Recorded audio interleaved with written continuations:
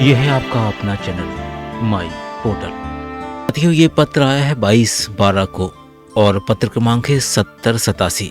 पत्र में कहा गया है कि 17-20-21 और 21-22 हेतु अशासकीय स्कूलों द्वारा फीस प्रतिपूर्ति प्रपोजल तैयार करने अंतिम अवसर प्रदान कर पोर्टल प्रारंभ करने के संबंध में। और पत्र में आगे लिखा हुआ है कि सत्र 20-21 एवं सत्र 21-22 हेतु फीस प्रतिपूर्ति प्रपोजल तैयार करने के अनेक अवसर प्रदान किए गए। जिन अशासकीय स्कूल द्वारा फीस प्रतिपूर्ति प्रपोजल तैयार किए गए थे, उनके सत्यापन उपरांत जिले से फीस प्रतिपूर्ति कार्रवाई की गई है। कुछ अशासकीय स्कूलों द्वारा फीस प्रतिपूर्ति प्रपोजल तैयार करने हेतु निर्धारित तिथि तक फीस प्रतिपूर्ति प्रपोजल लॉक नहीं किए थे, जिससे उनके स्कूल में इस अधिनियम के तहत निःशुल्क अध्ययनरत बच्चों की फीस प्रतिपूर्ति नहीं की जा सकी। इसके साथ साथ पत्र में आगे लिखा हुआ है कक्षा 1 से 8 तक के बच्चों का आधार सत्यापन बायोमेट्रिक्स माध्यम से किए जाने के निर्देश थे, परंतु कुछ बच्चों का आधार सत्यापन बायोमेट्रिक्स के स्थान पर आधार OTP से किया गया था। इनको DPC स्तर से रिजेक्ट किया गया है एवं स्कूल लॉगिन में ऐसे रिजेक्ट बच्चों की सूची उपलब्ध कराई गई है। स्कूल द्वारा इन रिजेक्ट बच्चों का पुनः आधार सत्यापन बायोमेट्रिक्स तथा आइरिस मशीन से कर पुनः प्रपोजल तैयार किया जा सकता है। पत्र में आगे लिखा हुआ है कि छात्र हित को ध्यान में रखते हुए उक्त दोनों सत्रों की किसी अशासकीय स्कूल द्वारा फीस प्रतिपूर्ति प्रपोजल तैयार नहीं किया गया है अथवा किसी स्कूल के प्रपोजल तैयार करने हेतु कुछ बच्चे शेष रह गए हैं, तो पूर्व निर्धारित प्रक्रिया के अनुसार दिनांक 22 दिसंबर से 8 जनवरी 23 तक पोर्टल पर फीस प्रतिपूर्ति प्रपोजल तैयार करने हेतु अंतिम अवसर प्रदान करते हुए पोर्टल प्रारंभ किया गया है। और यह पत्र जारी हुआ है संचालक महोदय का राज्य शिक्षा केंद्र भोपाल से। आदेश के बाद चलिए देख लेते हैं पहले प्रोसेस, किस तरह से बच्चों की सूची देखेंगे और किस तरह से प्रस्ताव बनाएंगे।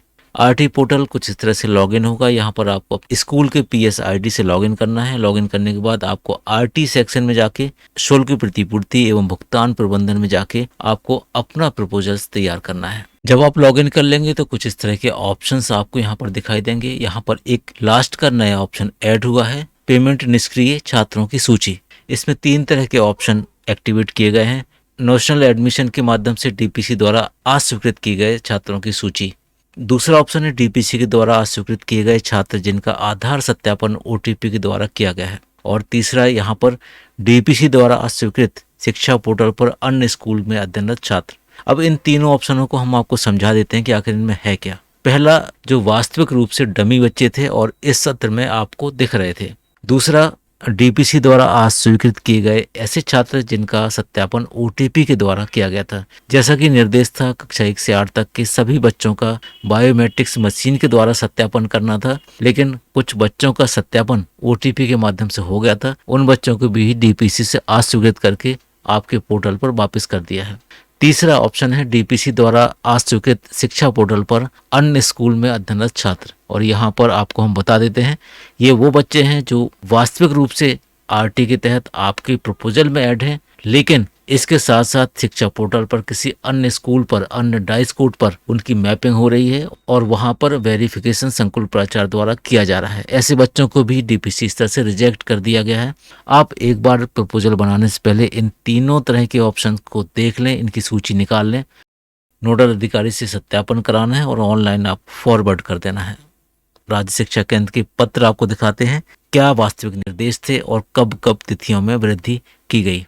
तो आइए देख लेते हैं उस पत्र को भी जिससे फीस प्रतिपूर्ति की प्रक्रिया प्रारंभ की गई थी। और ये पत्र आया था 3/11 को। इस पत्र में बहुत ही विस्तृत निर्देश दिए गए थे कि किस तरह से कमजोर एवं वंचित समूह के निःशुल्क अध्ययनरत बच्चों की सत्र 20-21 की फीस प्रतिपूर्ति प्रक्रिया पूरी करना है। और इसके लिए जो समय दिया गया था वो था 15 नवंबर से 15 दिसंबर तक, यानी 15 दिसंबर तक इस प्रक्रिया को पूरा करना था। और इस तरह से आप पत्र अगर देखेंगे तो इसमें बहुत ही विस्तृत निर्देश दिए गए थे कि किस तरह से प्रक्रिया को पूरा करना है, क्या क्या इसमें अपलोड करना है और किस तरह से बच्चों को प्रमोट करना है।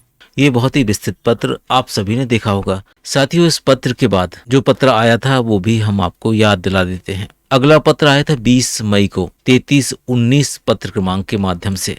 और इस पत्र के माध्यम से अंतिम तिथि में वृद्धि की गई थी। 15 जून 22 निर्धारित की जाती है। और ये पत्र है 14 जून का, पत्र क्रमांक 37/7 के माध्यम से हम सबके साथ आया था। और इसमें एक बार फिर से अंतिम तिथि में वृद्धि करते हुए 30 जून 22 निर्धारित की जाती है। इसके बाद हम अगला पत्र और देख लेते हैं। पत्र आया 30 जून को, पत्र क्रमांक 3972 से। फीस प्रतिपूर्ति प्रपोजल तैयार करने की अंतिम तिथि में वृद्धि करते हुए दिनांक 15 जुलाई निर्धारित की जाती है। एक और पत्र हमें प्राप्त हुआ था 26 जुलाई को 4449 पत्र क्रमांक से, और इस पत्र के माध्यम से भी अंतिम तिथि 30 जुलाई तक बढ़ा दी गई थी। और इसीलिए जो वर्तमान पत्र हमें प्राप्त हुआ है 22/12 में, इसमें अंतिम अवसर प्रदान किया जा रहा है आरटी प्रपोजल बनाने का। इसलिए सभी अशासकीय स्कूलों से अनुरोध है, निर्देशों के अनुरूप अपने प्रपोजल्स तैयार कर लें। मिलते हैं एक नई वीडियो में एक नए टॉपिक के साथ। तब तक के लिए थैंक्स फॉर वॉचिंग।